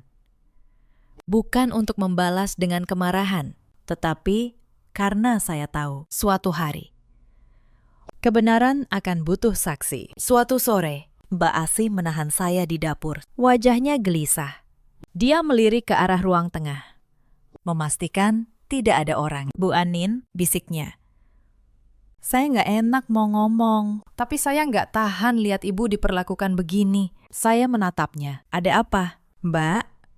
Dia menghela napas berat. Pak Reza sering ketemu sama Mbak Ratih yang katanya sahabat ibu itu. Mereka beberapa kali kesini waktu ibu kerja. Saya yang bukain pintu. Nama Ratih membuat seluruh tubuh saya membeku. Ratih adalah sahabat saya sejak kuliah. Dialah orang yang saya percaya melebihi siapapun. Dia yang menemani saya saat melahirkan Kayla. Dia yang saya anggap saudara. Berapa kali dia datang ke rumah ini, menggendong Kayla, makan di meja saya, dan tersenyum di depan saya. Malam itu, saya melakukan sesuatu yang tidak pernah saya lakukan sebelumnya. Saya membuka ponsel Reza saat dia tertidur. Saya tidak butuh waktu lama. Pesan-pesan itu ada di sana. Jelas. Tidak bisa disangkal. Reza dan Ratih sudah menjalin hubungan sejak berbulan-bulan lalu. Mereka bahkan membahas rencana. Rencana untuk menyingkirkan saya, mengambil tanah, dan memulai hidup baru di rumah yang dibangun di atas tanah kakek saya. Salah satu pesan Ratih berbunyi, yang penting tanahnya beres dulu. Anindya itu lugu. Dia nggak akan curiga apa-apa. Saya membaca kalimat itu berkali-kali. Lugu. Itulah yang mereka pikirkan tentang saya. Saya tidak menangis malam itu. Air mata saya sudah habis bertahun-tahun lalu. Yang tersisa hanya satu keputusan yang sangat tenang. Saya akan membiarkan mereka berpikir bahwa saya memang selugu yang mereka kira. Saya akan membiarkan mereka melangkah maju, satu persatu, sampai ke tepi jurang yang mereka gali sendiri. Saya menyalin semua pesan itu. Saya menyimpan tanggal, jam, dan setiap kata. Yang membuat saya paling sakit bukanlah pengkhianatan Reza. Saya sudah lama tahu pernikahan ini hanya tinggal nama. Yang menghancurkan saya adalah Ratih. Saya membuka album foto lama di ponsel saya malam itu. Ada foto kami berdua saat wisuda. Ada foto dia menggendong Kayla yang baru lahir. Tersenyum bahagia. Ada pesan-pesan lamanya yang penuh perhatian saat saya sedang terpuruk. Semua kehangatan itu ternyata bisa berubah menjadi pisau. Saya menatap foto-foto itu lama. Lalu satu persatu saya hapus. Bukan karena benci, tetapi karena saya tahu perempuan dalam foto itu sudah tidak ada lagi. Yang tersisa hanya orang asing yang kebetulan pernah saya percaya. Beberapa hari kemudian, Bu Sukmawati mengadakan acara kumpul keluarga besar. Banyak kerabat datang. Di tengah keramaian, dengan suara yang cukup terdengar oleh semua tamu, dia berkata, "Untung keluarga kita masih punya tanah pondok. Itu yang bikin kita terpandang. Coba kalau menantu yang numpang ini sampai berani klaim, malu kita." Beberapa kerabat melirik saya. Saya duduk diam, memegang gelas teh, tersenyum tipis. Di dalam, saya menghitung. Tinggal beberapa langkah lagi. Wulan menambahkan dengan keras. "Iya, Bu, Mbak Anindya kan cuma menantu. Mana ngerti soal tanah. Biar laki-laki yang urus." Reza di sudut ruangan, tertawa kecil bersama mereka. Tertawa di depan istrinya sendiri. Saya hanya berkata dalam hati, tertawalah selagi bisa. Puncaknya datang 2 minggu kemudian. Suatu malam, saya pulang kerja dan menemukan koper saya sudah dikeluarkan dari kamar, tergeletak di teras. Di ruang tamu, duduk Reza, ibunya, Wulan, dan Ratih. Ya, Ratih, sahabat saya. Duduk di sofa rumah itu, seolah dialah nyonya rumah yang baru. Reza berdiri. Suaranya datar dan dingin. Nin, kita sudah nggak cocok. Sebaiknya kamu pulang ke rumah ibumu dulu. Surat cerai akan saya urus. Kayla biar tinggal di sini. Bu Sukmawati menyahut. Sudah. Gak usah banyak omong. Kamu memang gak pantas di keluarga ini dari awal. Ratih, sahabat saya, menatap saya dengan tatapan yang dibuat-buat sedih. Katanya pelan. Maaf ya, Nin. Kadang hidup memang begini. Saya berdiri di ambang pintu, menatap mereka berempat satu persatu. Hati saya seharusnya hancur, tetapi anehnya saya merasa sangat tenang karena saya tahu sesuatu yang tidak mereka tahu. Mereka mengira sedang mengusir saya dari rumah mereka, padahal mereka sedang berdiri di atas tanah yang setiap jengkalnya atas nama saya. Saya hanya berkata, "Baik, saya pergi." Tapi Kayla ikut saya. Saya menggandeng tangan anak saya, mengambil koper, dan keluar tanpa menoleh. Di belakang saya, terdengar tawa kecil mereka. Mereka pikir mereka menang. Malam itu, saya dan Kayla menginap di rumah ibu saya. Setelah menidurkan Kayla, saya menelpon satu nomor yang sudah lama saya simpan. Nomor Pak Tono, paman saya, sang notaris. Pak Tono mengangkat telepon, meski sudah larut. Suaranya yang berat menenangkan saya. Anindya, ada apa? Dek, kamu menangis. Tidak, paman, jawab saya. Saya tidak menangis. Saya cuma butuh memastikan sesuatu. Sertifikat tanah pondok itu sekarang atas nama siapa? Saya mendengar Pak Tono terdiam sejenak. Lalu dia berkata, "Mantap, atas namamu. Sejak akta hibah dari almarhum kakekmu kita urus. Tanah itu 100% milikmu. Berdaftar resmi. Aku menyimpan salinan aktanya di kantor. Memangnya ada apa?" Saya menceritakan semuanya. Surat pelepasan yang mereka paksakan. Peta bidang palsu Wulan. Draft jual beli Reza. Pengkhianatan Ratih. Pengusiran malam itu. Pak Tono terdiam lama. Lalu suaranya berubah tajam. Jadi mereka mau menjual tanah yang bukan punya mereka. Mereka mau memaksamu melepas hak atas tanahmu sendiri. Anindya, dengarkan aku. Jangan tanda tangani apapun. Besok pagi, datang ke kantorku. Kita siapkan semuanya. Mereka sudah melangkah terlalu jauh. Keesokan paginya, saya datang ke kantor Pak Tono. Di sana, di atas meja, terbentang semua yang saya butuhkan. Sertifikat hak milik atas nama Anindya Larasati. Akta hibah dari kakek Suryo. Ditandatangani di hadapan notaris. Sah secara hukum. Bukti pembayaran pajak bumi dan bangunan selama bertahun-tahun. Semuanya atas nama saya. Yang diam-diam saya bayar sendiri. Pak Tono menjelaskan dengan tenang. Tanah ini milikmu mutlak. Surat pelepasan yang mereka buat tidak ada artinya. Karena mereka memaksamu melepas sesuatu yang memang sudah punyamu. Draft jual beli suamimu itu cacat hukum karena dia menjual properti tanpa hak. Bahkan, kalau kau mau, kita bisa laporkan upaya pemalsuan dokumen oleh adik iparmu. Saya menatap tumpukan dokumen itu. Inilah senjata yang kakek titipkan kepada saya bertahun-tahun lalu. Bukan kemarahan, bukan teriakan, hanya kertas, tanggal, dan tanda tangan yang sah. Paman, kata saya pelan. Saya tidak mau buru-buru. Saya mau mereka merasakan dulu kemenangan palsu itu. Biar mereka rayakan. Baru kita datang. Pak Tono menatap saya, lalu tersenyum kecil. Kau memang cucu kakekmu. Dan benar saja. Tidak sampai seminggu kemudian, kabar itu sampai ke telinga saya melalui Mbak Asih. Keluarga Pratama mengadakan syukuran. Mereka mengundang kerabat, tetangga, bahkan rekan bisnis Reza. Acara itu dirayakan untuk dua hal sekaligus. Pertama, perceraian saya yang katanya sudah final. Kedua, rencana pembangunan rumah besar di Tanah Pondok yang akan dimulai bulan depan. Ratih, kabarnya, sudah resmi tinggal di rumah itu. Dia bahkan sudah memilih warna cat kamar utama. Saya mendengar semua itu dengan tenang. Lalu saya menelpon Pak Tono. Paman, mereka mengadakan syukuran besok malam. Banyak tamu. Saya rasa Itu waktu yang tepat. Pak Tono menjawab, aku akan bawa salinan resmi semua dokumen. Aku juga akan minta rekan dari Badan Pertanahan ikut, supaya tidak ada yang bisa berkilah. Kita datang bukan untuk membuat keributan. Ndek, Kita datang membawa kebenaran di atas kertas. malam syukuran itu, rumah keluarga Pratama bermandikan cahaya. Lampu-lampu dipasang di sepanjang teras. Meja panjang penuh dengan rendang, opor, Dan kue-kue. Tamu berdatangan, memberi selamat. Bu Sukmawati mengenakan kebaya terbaiknya, berkeliling menyapa tamu dengan wajah berseri. Wulan sibuk berfoto. Reza berdiri di tengah ruangan, dengan Ratih di sisinya, menyambut tamu seolah mereka pasangan yang baru saja memenangkan hidup. Di tengah keramaian itulah, tepat ketika Bu Sukmawati mengangkat gelas untuk berpidato, pintu pagar terbuka. Saya masuk.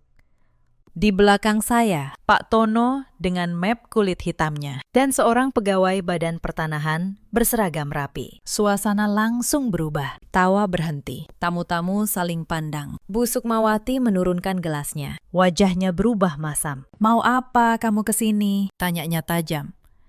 Sudah bukan keluarga, masih berani datang. Saya tersenyum tenang. Saya datang justru karena ada urusan keluarga. Soal tanah pondok yang sedang kalian rayakan ini. Reza melangkah maju. Wajahnya gusar. Nin, jangan bikin malu. Tanah ini sudah jelas. Pulanglah. Pak Tono maju selangkah. Suaranya berwibawa memenuhi ruangan. Maaf, saya Tono, notaris. Saya rasa ada baiknya semua yang hadir mendengar ini. Karena banyak dari Bapak dan Ibu di sini. Saya dengar. Diundang untuk merayakan tanah yang sebentar lagi akan dibangun. Saya membuka map saya. Lembar pertama saya angkat tinggi-tinggi agar terlihat semua. Ini, kata saya. Sertifikat hak milik tanah pondok. Tolong dibaca. Atas nama siapa? Seorang kerabat yang berdiri dekat mencondongkan badan, membaca. Lalu bergumam. Anindya Larasati. Hening sejenak. Lalu, bisik-bisik mulai menyebar. Bu Sukmawati merebut kertas itu dari pandangan. Matanya membaca cepat. Wajahnya yang tadi berseri, perlahan memucat. Ini pasti palsu, katanya. Suaranya mulai goyah. Pegawai Badan Pertanahan angkat bicara dengan tenang. Mohon maaf, Bu, sertifikat ini terdaftar resmi di sistem kami. Tanah pondok dengan nomor bidang ini sah atas nama Ibu Anindya Larasati sejak akta hibah dari almarhum Bapak Suryo. Tidak ada pelepasan, tidak ada peralihan ke pihak lain. Kami sudah memverifikasi sebelum datang. Wulan melompat berdiri. Tidak mungkin. Itu warisan bapak kami. Saya punya suratnya. Saya mengeluarkan kertas kedua. Maksud kamu surat ini? Wulan. Saya angkat peta bidang palsu yang dulu dia berikan ke kamar saya. Surat tanpa nomor sertifikat. Tanpa stempel Badan Pertanahan. Hanya tanda tangan kepala dusun. Bapak dari Pertanahan. Tolong dijelaskan. Dokumen seperti ini sah atau tidak? Pegawai itu melihat sekilas, lalu menggeleng. Ini bukan dokumen yang sah. Bahkan, membuat dokumen tanah palsu untuk mengklaim hak orang lain bisa masuk ranah pidana pemalsuan. Wajah Wulan langsung kehilangan warna. Dia mundur, terduduk di kursi. Saya belum selesai. Saya menatap Reza, suami saya, yang berdiri kaku. Dan ini, kata saya, mengeluarkan lembar ketiga, draft perjanjian jual-beli sebagian tanah pondok kepada pengembang. Ditandatangani siapa? Reza Pratama, suami saya, menjual tanah yang bukan miliknya, tanpa sepengetahuan pemilik sah. Mas Reza, kamu menjual tanah saya di belakang saya. Tamu-tamu mulai berbisik makin keras. Beberapa menggeleng, wajah Reza memerah, lalu memutih. Dia membuka mulut, tetapi tidak ada kata yang keluar. Bu Sukmawati mencoba menyelamatkan keadaan. Anindya, ini kan masih keluarga. Bisa dibicarakan baik-baik. Tidak usah dibesar-besarkan di depan tamu. Saya menatapnya. Untuk pertama kalinya dalam 7 tahun. Saya menatap matanya tanpa menunduk. Bu, kata saya pelan. Selama 7 tahun saya menunduk di meja makan ini. Saya ditertawakan karena masakan saya. Saya disindir karena tidak punya anak laki-laki. Saya disebut menantu yang cuma numpang. Malam itu, koper saya kalian lempar ke teras. Sekarang saya tanya, siapa yang sebenarnya numpang di tanah ini? Tidak ada yang menjawab. Ruangan itu sunyi. Lalu saya berpaling kepada Ratih, sahabat saya, perempuan yang dulu menggendong anak saya. Dan kamu, Ratih, kata saya. Suara saya tidak meninggi, tetapi setiap kata terasa berat. Kamu yang saya anggap saudara. Kamu menulis bahwa saya lugu, bahwa saya tidak akan curiga apa-apa. Saya mengeluarkan ponsel saya, menunjukkan tangkapan layar pesan itu. Saya simpan semuanya. Ratih, termasuk rencana kalian menyingkirkan saya untuk tanah ini. Ratih menutup wajahnya dengan kedua tangan. Beberapa tamu yang mengenalnya menatapnya dengan jijik. Pak Tono menutup dengan suara tenang yang final. Jadi begini, tanah ini milik Ibu Anindya. Rencana pembangunan apapun di atasnya batal demi hukum. Draft jual beli itu kami tahan sebagai bukti. Dan jika ada upaya lebih lanjut untuk mengklaim, memalsukan, atau menjual tanah ini, kami akan menempuh jalur hukum. Saya sarankan malam ini. Syukuran ini diakhiri. Satu persatu tamu mulai pamit dengan wajah canggung. Beberapa berbisik sambil melirik keluarga Pratama. Kemegahan yang mereka bangun malam itu runtuh dalam hitungan menit. Saya melipat dokumen saya, memasukkannya kembali ke dalam map. Saya tidak berteriak. Saya tidak menangis. Saya hanya berkata sebelum berbalik pergi. Kakek saya pernah berpesan, jangan pernah melepas apa yang menjadi hakmu. Hari ini saya tidak melepasnya. Lalu saya keluar menembus malam dengan kepala tegak. Tetapi cerita ini belum benar-benar selesai malam itu. Karma tidak datang sekaligus. Ia datang perlahan, lapis demi lapis, kepada setiap orang yang pernah merasa berhak meninjak saya. Hari-hari setelah syukuran yang gagal itu, kabar menyebar cepat di kampung. Orang-orang yang dulu memuji keluarga Pratama, kini berbisik-bisik di belakang mereka. Cerita tentang keluarga yang merayakan tanah yang ternyata bukan milik mereka, menjadi bahan pembicaraan di warung, di pengajian, di mana-mana. Bu Sukmawati yang selama ini bangga dengan kehormatannya, kini menghindari keluar rumah. Kehormatan yang dia jaga mati-matian selama puluhan tahun, runtuh dalam satu malam yang dia sendiri rancang. Reza datang ke rumah ibu saya beberapa hari kemudian. Dia berdiri di pintu, kuyu. Tidak lagi seperti pria yang dipuji tetangga. Dia mencoba bicara. Nin, kita bisa bicarakan ini baik-baik. Demi Kayla. Demi keluarga kita. Saya menatapnya dari balik pintu. Keluarga kita. Mas, keluarga itu kamu hancurkan sendiri, jauh sebelum malam syukuran itu. Saat kamu diam setiap kali ibumu menghina saya. Saat kamu menjual tanah saya di belakang saya. Saat kamu membawa Ratih ke rumah kita. Kamu tidak punya hak menyebut kata keluarga di depan saya. Dia menunduk. Aku hilaf. Min, hilaf itu sekali, kata saya. Yang kamu lakukan berbulan-bulan. Itu bukan hilaf, itu pilihan. Saya menutup pintu pelan. Tidak dengan membanting, karena saya tidak lagi punya kemarahan yang perlu saya buang kepadanya. Saya hanya tidak punya apapun lagi untuk dia. Soal Kayla, kebenaran berpihak kepada saya. Karena saya yang memiliki tempat tinggal yang sah, penghasilan yang tetap, dan rekam jejak sebagai ibu yang merawatnya sehari-hari. Hak asuh Kayla jatuh ke tangan saya. Reza hanya diberi hak menjenguk. Ironisnya, pria yang dulu bilang Kayla harus tinggal bersamanya, kini jarang datang menjenguk. Mungkin karena malu. Mungkin karena memang anak itu tidak pernah benar-benar jadi prioritasnya. Ratih menghilang dari kehidupan saya sepenuhnya. Hubungannya dengan Reza, yang dibangun di atas pengkhianatan, tidak bertahan lama. Konon, setelah tanah itu terbukti bukan milik Reza, dan setelah Reza tidak lagi punya apa-apa untuk ditawarkan, Ratih pergi begitu saja. Saya tidak merasa puas mendengarnya. Saya hanya merasa, beginilah hubungan yang dibangun di atas keserakahan. Ia runtuh begitu. Yang diperebutkan lenyap. Wulan, yang membuat dokumen palsu itu, sempat ketakutan akan dilaporkan ke polisi. Dia datang menemui saya, menangis. memohon agar tidak diperkarakan. Saya menatapnya lama.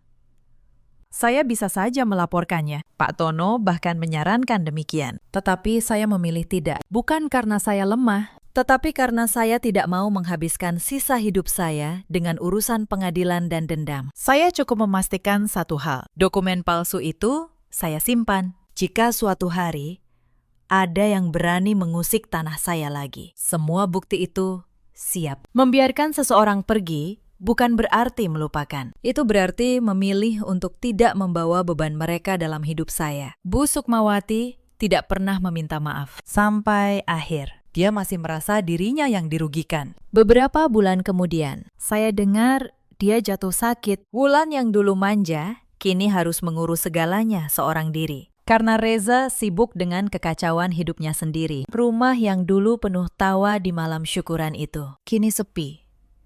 Saya tidak datang. Bukan karena benci, saya hanya sudah selesai dengan mereka semua. Saya ingin kembali sejenak ke hari-hari sebelum semua keruntuhan itu. Agar kalian mengerti betul beban apa yang saya pikul selama 7 tahun. Karena luka yang paling dalam bukanlah malam saya diusir. Luka yang paling dalam adalah ribuan hari kecil yang menggerus harga diri saya sedikit demi sedikit. Sampai saya nyaris lupa bahwa saya pernah punya harga diri. Saya ingat hari saya melahirkan Kayla. Saya sendirian di rumah sakit selama berjam-jam. Karena Reza katanya ada urusan dokumen yang tidak bisa ditinggal. Bu Sukmawati datang sebentar. Melihat bayi perempuan saya, lalu berkata, "Perempuan, ya sudah. Mudah-mudahan yang berikutnya laki-laki." Itu kalimat pertama yang dia ucapkan saat melihat cucunya yang baru lahir. Bukan ucapan syukur, bukan doa untuk kesehatan, hanya kekecewaan yang dibungkus harapan. Saya memeluk Kayla erat-erat malam itu dan berjanji dalam hati, anak saya tidak akan pernah merasa kurang berharga hanya karena dia perempuan. Tidak akan pernah. Saya ingat hari ulang tahun pernikahan kami yang kelima. Saya memasak sepanjang sore, menyiapkan meja, berharap setidaknya malam itu kami bisa menjadi keluarga yang biasa. Reza pulang larut bersama ibunya dan Wulan, membawa rombongan tamu dadakan. Tidak ada ucapan selamat, tidak ada yang ingat. Bu Sukmawati malah mengomel karena saya tidak memasak cukup banyak untuk tamu yang tidak saya undang. Malam itu saya makan sisa di dapur sendirian. Setelah semua orang tidur, saya tidak menangis. Saya hanya merasa sangat lelah. Saya ingat bagaimana setiap gaji saya selalu ditanya, bukan oleh Reza saja, tetapi oleh ibunya. "Gaji kamu berapa?" "Sih, kok rumah tangga begini-begini saja?" Padahal sebagian besar pengeluaran rumah itu saya yang tutupi diam-diam. Pajak tanah pondok pun saya yang bayar tahun demi tahun, tanpa pernah saya sebut. Karena saya tahu itu kewajiban saya sebagai pemilik sah. Mereka menikmati segalanya dan tetap menganggap saya beban yang paling menyakitkan. Reza tidak pernah sekalipun membela saya. Saya pernah berkata kepadanya di kamar dengan suara yang sudah lelah, "Mas, sekali saja. Bisa nggak kamu bela aku di depan ibumu?" Dia menjawab tanpa menoleh, "Sudahlah, Nin. Ibu kan sudah tua, nyalah saja." Selalu kata itu, "Nyalah."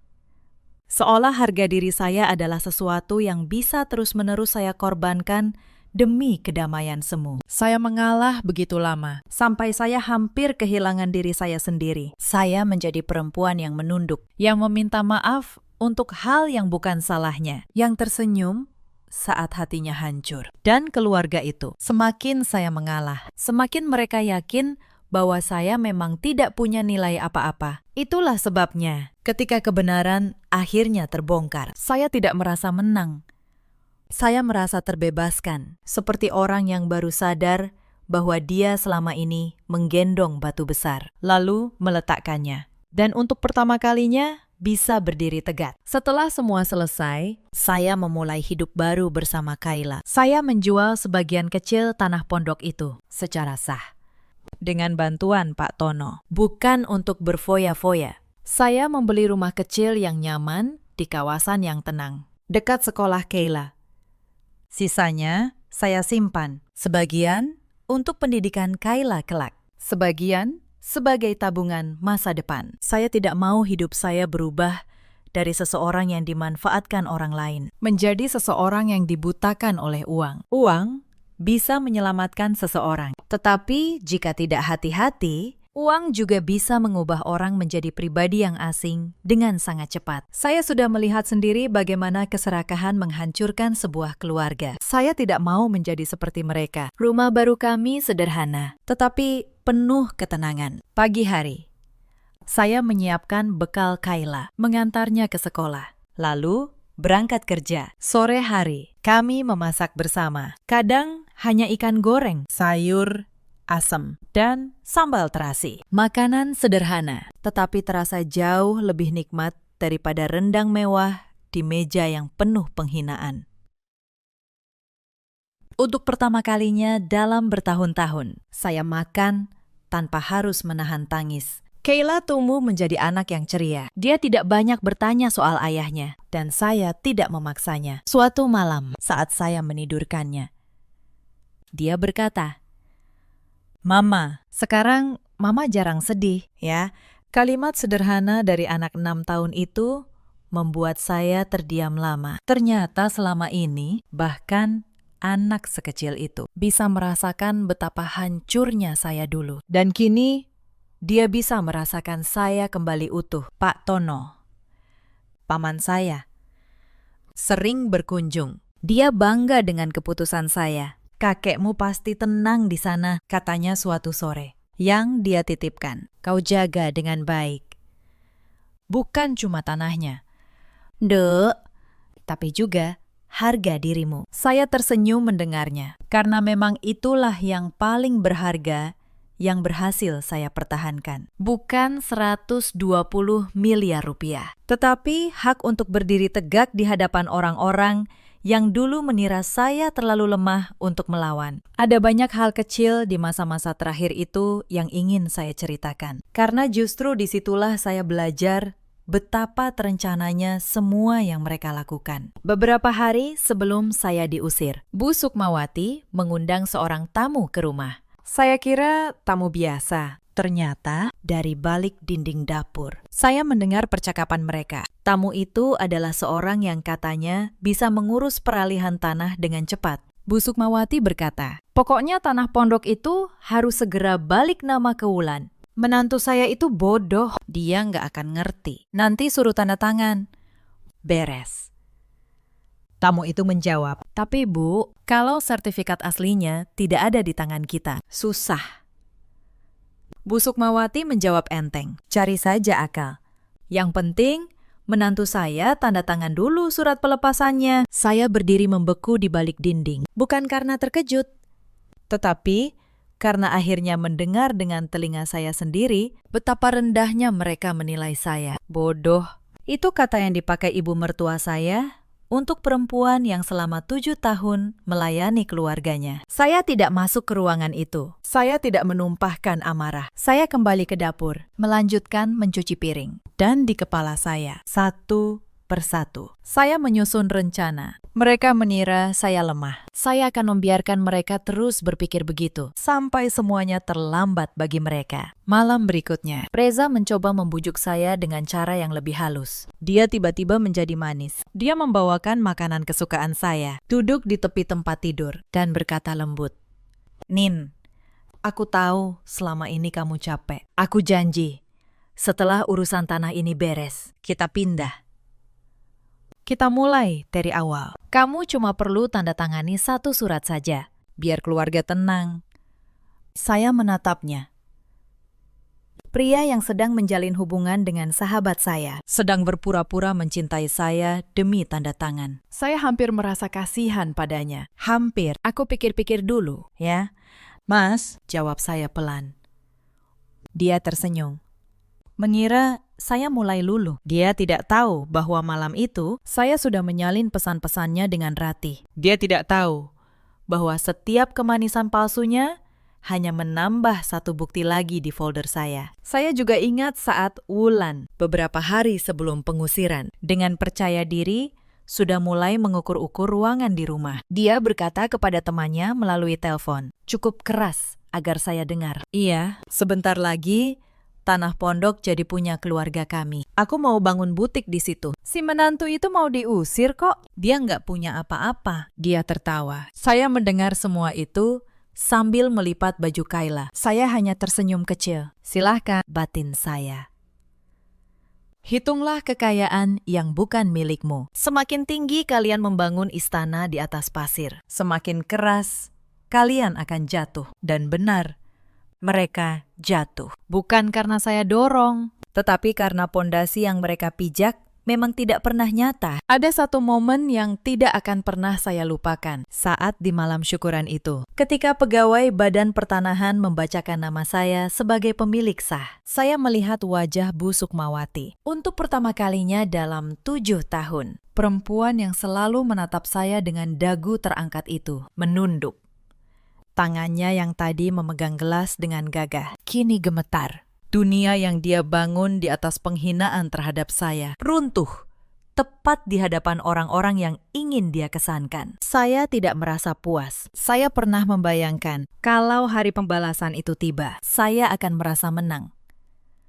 Mungkin akan tertawa. Ternyata tidak. Saya hanya merasa sedih yang aneh. Sedih karena 7 tahun hidup saya dihabiskan untuk orang-orang yang tidak pernah menganggap saya berharga. Sedih karena cinta dan kepercayaan yang saya berikan dibalas dengan rencana untuk menyingkirkan saya. Tetapi di balik kesedihan itu, ada kelegaan yang dalam. Karena akhirnya saya bebas. Sebelum saya menutup kisah ini, ada satu hari yang harus saya ceritakan utuh. Hari ketika saya nyaris menyerah dan hampir menandatangani surat yang akan menghancurkan masa depan anak saya. Hari itu, tekanan dari keluarga Pratama mencapai puncaknya. Bu Sukmawati pura-pura sakit, berbaring di kamar, dan menyuruh Wulan memanggil saya. Ibu mau ngomong sama kamu, kata Wulan dengan wajah penuh drama. Saya masuk ke kamar itu. Bu Sukmawati berbaring lemah. Suaranya dibuat parau. Anindya, katanya. Ibu sudah tua. Ibu cuma mau melihat keluarga ini damai sebelum ibu menyusul bapakmu. Kamu tanda tangani surat itu, ya? Demi ketenangan ibu. Apa susahnya buat kamu? Toh kamu memang gak punya hak apa-apa atas tanah itu. Reza berdiri di samping, menambahkan. Iya, Nin. Kasihan ibu, tanda tangan saja. Saya berdiri di sana, memegang pena yang disodorkan Wulan dengan surat pelepasan di atas meja. Sejujurnya, saat itu ada bagian dalam diri saya yang lelah. Bagian yang berkata, sudahlah, tanda tangani saja, supaya semua ini berhenti. Bagian yang sudah terlalu lama terbiasa mengalah. Tetapi saat pena itu hampir menyentuh kertas, saya teringat 2 hal. Pertama, suara kakek saya.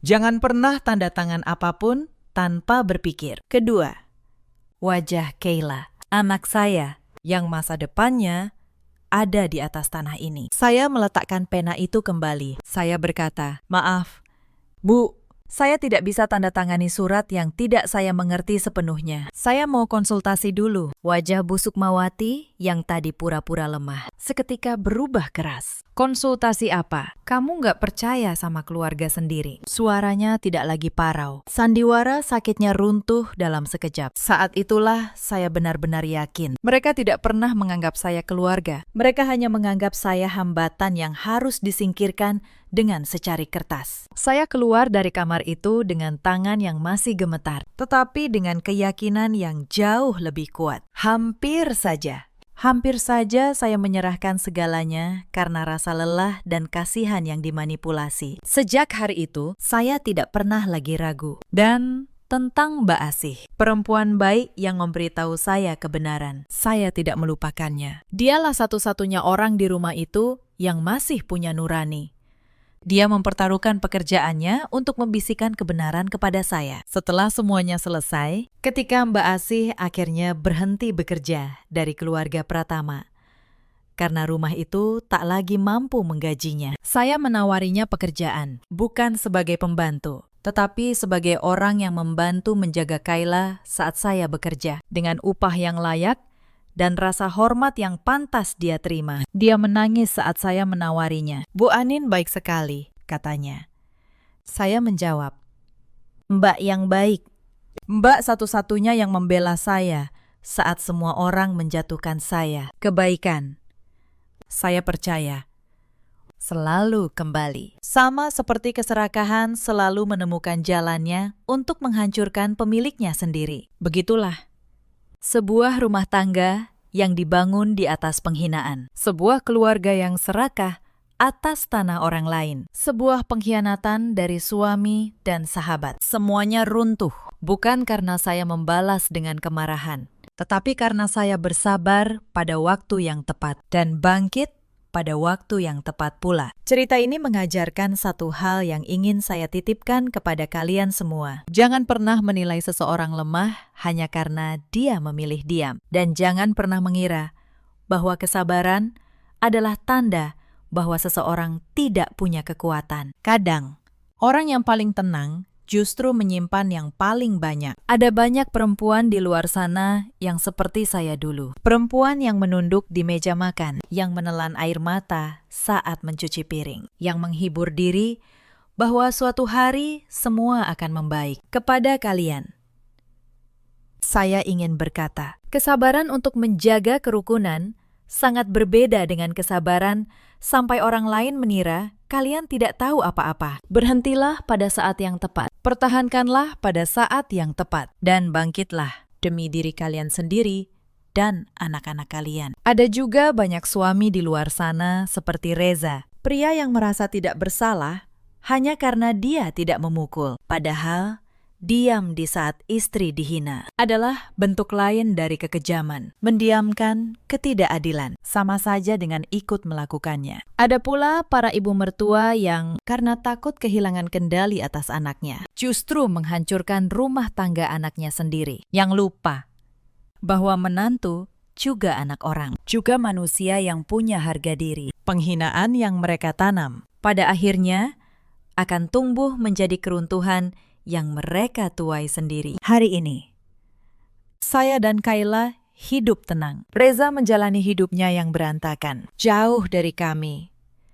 Ratih lenyap entah kemana, ditinggalkan oleh keserakahan yang dia kejar. Wulan mengurus ibunya yang sakit di rumah yang kini sepi. Dan saya, perempuan yang dulu mereka sebut bodoh dan cuma numpang, kini berdiri di atas tanah saya sendiri dengan kepala tegak bersama anak yang saya cintai. Dalam hidup, kita semua punya pilihan. Pilihan untuk terus mengalah sampai kehilangan diri sendiri. Atau pilihan untuk berhenti, mempertahankan apa yang menjadi hak kita, dan bangkit. Kebaikan adalah hal yang harus selalu ada dalam diri kita. Tetapi kebaikan yang diberikan kepada orang yang salah atau di tempat yang salah hanya akan menjadikan kita sasaran untuk dimanfaatkan dan dalam urusan apapun, terutama yang menjadi hasil jerih payah atau peninggalan dari orang yang kita sayangi. Kita harus tahu cara mempertahankannya dengan hukum, dengan bijaksana, dan dengan kepala dingin. Itulah kisah saya. Terima kasih sudah menemani sampai akhir. Jika cerita ini menyentuh hati kalian, atau jika kalian pernah merasakan hal serupa, ceritakanlah kisah kalian di kolom komentar. Mari kita saling menguatkan. Jangan lupa tekan tombol suka dan subscribe, agar kita bisa kembali merenungkan kisah-kisah kehidupan lainnya. Sampai jumpa di cerita berikutnya.